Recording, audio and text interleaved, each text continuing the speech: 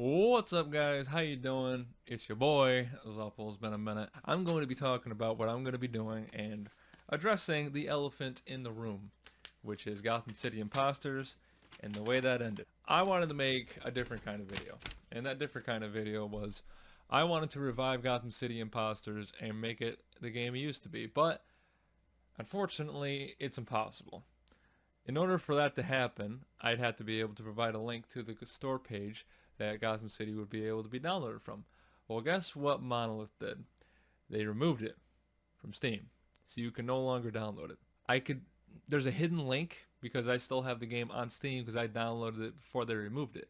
I can technically still launch the game and play it, but there's nobody on it, which is a problem. In order to play a multiplayer game, you have to play against other people.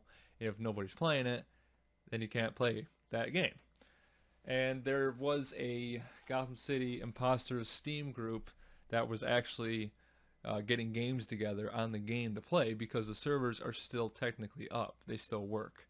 They're not stable, and they're more laggy than they have been before, but they're still up. I wanted to repopulate the game, but it's like beating a dead horse.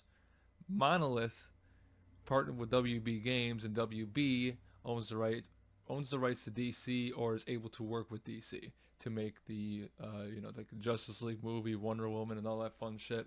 That's why they were able to make Gotham City Imposters, because Batman is an intellectual property of WB.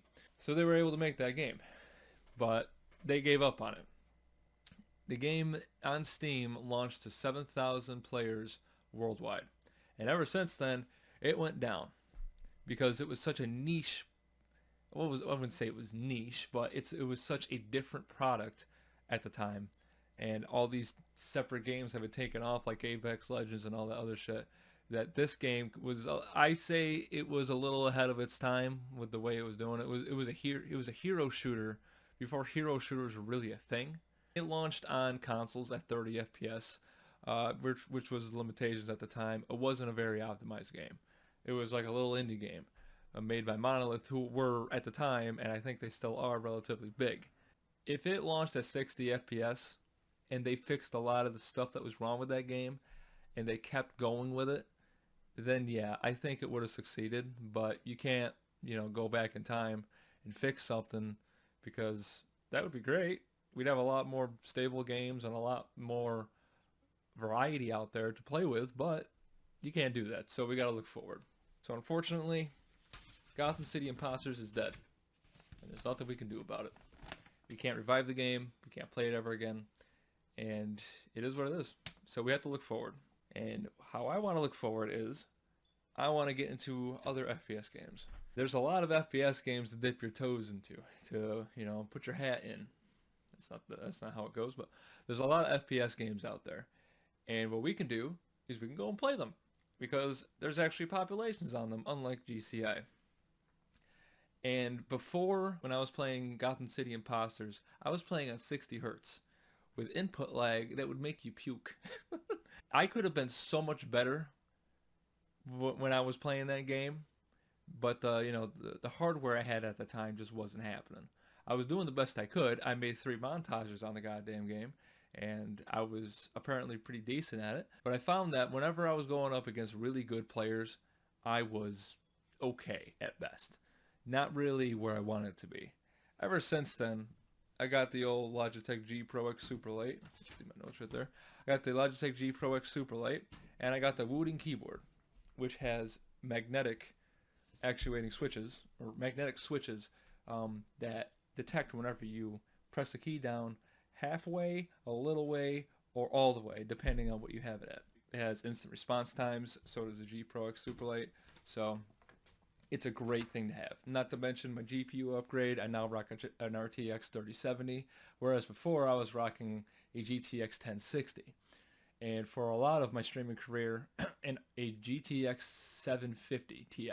So now I can play other games. I can play more graphically intensive games, as you've seen with like my Far Cry 6 video that I just posted the other day, as well as Dying Light 2, those little clips from there. I've just been playing a whole bunch of games because it's been fun. Not having to play FPS games every other day and then edit it and then play it again and then edit it. it was just it was fun. I mean, I was able to get really good at Gotham City Imposters doing it that way, but it wears on your mind after a while. Playing FPS games, I don't know how a lot of these people do it all the time. I don't know how Tim the Tatman's done it this whole time, 10 plus, almost 10 plus years. I think he's on his 9th year streaming, and he's played mainly FPS games. So you got to have some strong mental fortitude and some financial incentive to really play a game for that long, and as well as Shroud and whatnot. But I'm ready to get back into it for the most part. I find myself uploading way different content than I used to back in the day. A lot of 6 second, 9 second, 30 second clip videos for 4 minutes here and there of just different games and seeing what sticks. And it's been fun, fun experimenting like that. But I am ready to get back into those longer form 10-minute style videos that you guys like, with the music in the background, me just going off, because I like providing that. And something about FPS games just are so rewarding whenever you can get a 4 stack, a 5 stack, 5 kills in a row, having to show up on the kill feed. It's a lot of fun, and I want to get back into that. So this is my attempt at doing that. Now, I can't promise you anything because I am very notorious for playing something, sticking to it for about a month, and then abandoning you guys for about 2 years. So take this with a grain of salt. I'm back for the most part. I'm just going to be uploading whatever I want. If I'm away for a month, then I'm away for a month. I'm just going to be having fun. And I'll be playing BattleBit Remastered, the older Call of Duties on the Plutonium modded engine, and X Defiant when it comes out, because that's going to be fun. I can't wait for that. No SBMM, no EOMM bullshit to deal with. It's just going to be pure, unadulterated fun. And I can't wait for that, because I've been waiting for a AAA experience that can just deliver no SBMM bullshit fun. Now, it is Ubisoft, so my expectations are here, when usually I have them up here. I'm almost touching the ceiling. I don't know if you guys can see that, but it'd be nice to be able to have them up there. But for now, we're keeping them down there, right by my foot, because I ain't going any higher than that. And especially nowadays with these AAA experiences, the live service, oh, we'll fix it probably about a month after it comes out, so deal with it experience. You know what I mean? But here I am, playing games again. So I hope you enjoy it for what it is, and let's get back into growing the channel, because we've been stagnant at 589 subs for 2 years? So we got a lot to go. But I hope you guys enjoy what's to come, and I'll see you in the next one.